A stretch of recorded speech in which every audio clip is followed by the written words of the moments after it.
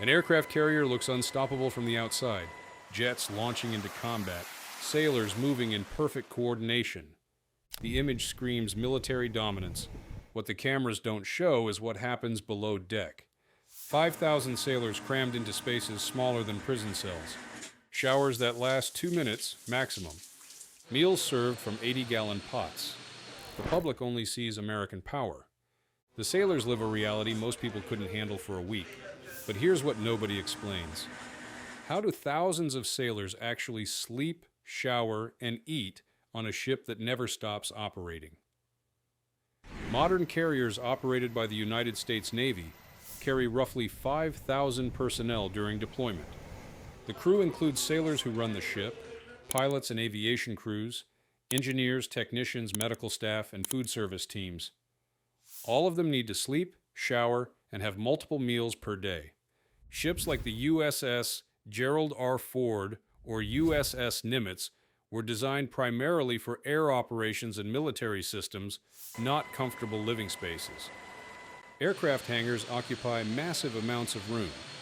Fuel storage, weapon systems, and machinery fill most of the interior. Nuclear reactors alone consume space that could house hundreds. What remains for the crew is shockingly limited. Thousands must squeeze into tight quarters for months, while the ship runs continuously. Every routine becomes organized like a city system because space and resources are limited. When basic tasks require strict coordination, living becomes a test of endurance. Berthing compartments serve as sleeping areas for most enlisted sailors. The beds are called racks, stacked 3 high along the walls. Each rack measures 77 inches long and 27 inches wide. The mattress is 3 inches thick.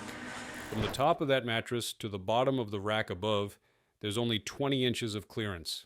Barely enough to turn over without hitting your head. Many sailors share berthing compartments with 60 to 100 other people. Older Nimitz-class carriers had compartments holding 180 enlisted sailors in a single space. Newer Gerald R. Ford-class carriers reduced this to about 40 per room. Still incredibly crowded. Privacy doesn't exist in these spaces. Sailors install curtains on their racks to block light, but dozens of other people surround them constantly. Someone's always getting up for watch duty. Boots hit steel floors, lockers slam. Conversations happen at all hours. Storage limits make things worse. Each sailor gets one locker, measuring roughly 10 inches by 22 inches by 41 inches. That single locker must hold everything needed for 6 to 9 month deployments. Uniforms, civilian clothes, personal items, toiletries, everything. Some get small bins under their racks, many don't. Sailors personalize these cramped spaces with photos taped to locker doors, despite the limitations. Aircraft carriers operate 24 hours a day. Flight operations continue around the clock. Jets like the Boeing FA-18 Super Hornet slam onto the deck at 150 miles per hour during landings. The arrested landing creates noise described as inconceivably loud. Catapult launches follow every 45 seconds, creating violent vibrations throughout the ship. Some sleeping areas sit directly below or near the flight deck, where engine noise and launches are strongest. Rotating duty schedules mean sailors sleep at unusual hours depending on their work shifts. The cycle repeats with no regard for day or night. Body clocks get completely confused. Some sailors work below deck and never see sunlight for weeks because they sleep during the day. Machinery hum never stops. Boots constantly clang on steel floors.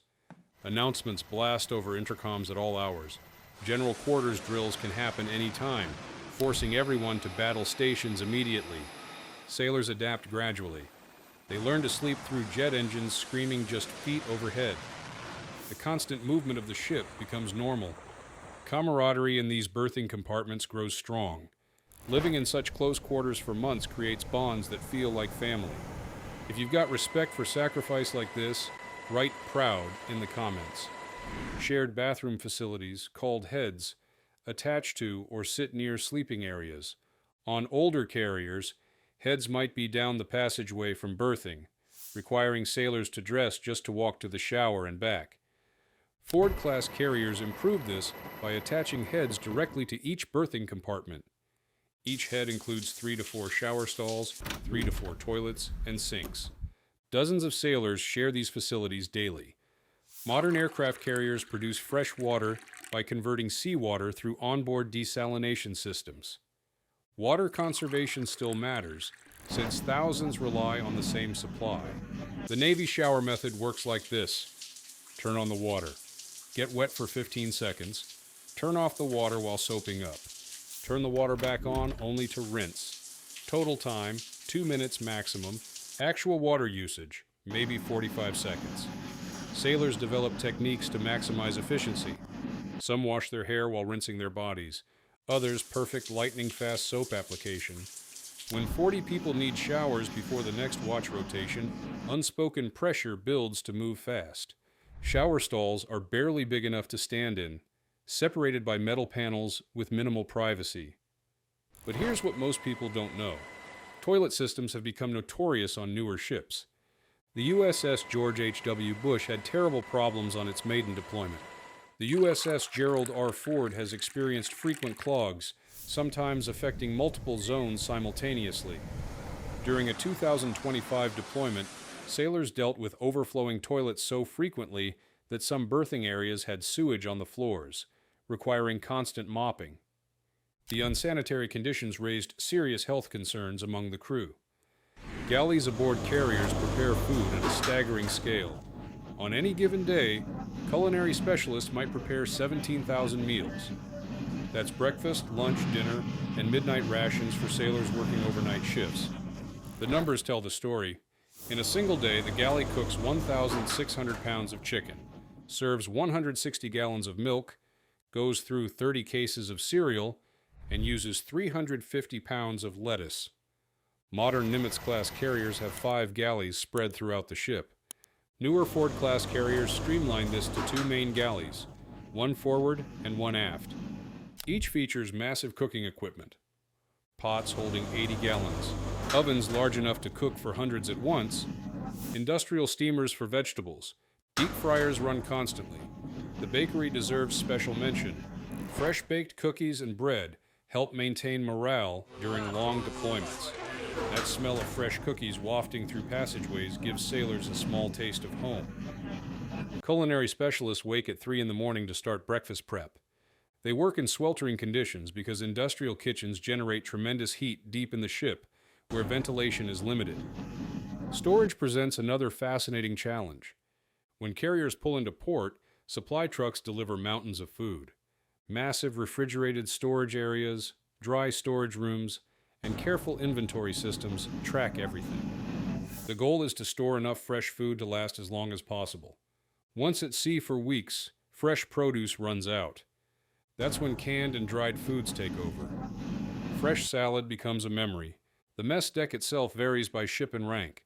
Enlisted sailors eat in large cafeteria-style spaces with rows of tables bolted to the floor. Meal schedules run continuously because the ship operates around the clock.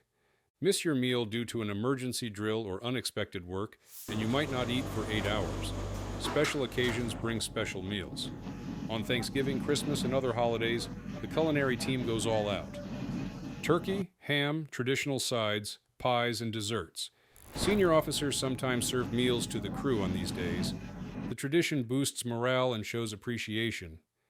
Aircraft carriers are technological marvels, and complex living systems supporting thousands of people. Sleeping spaces compress lives into small areas while maintaining organization for rest. Water management ensures the entire crew stays clean while living at sea. Large-scale food preparation feeds a floating population every day while the ship continues its mission.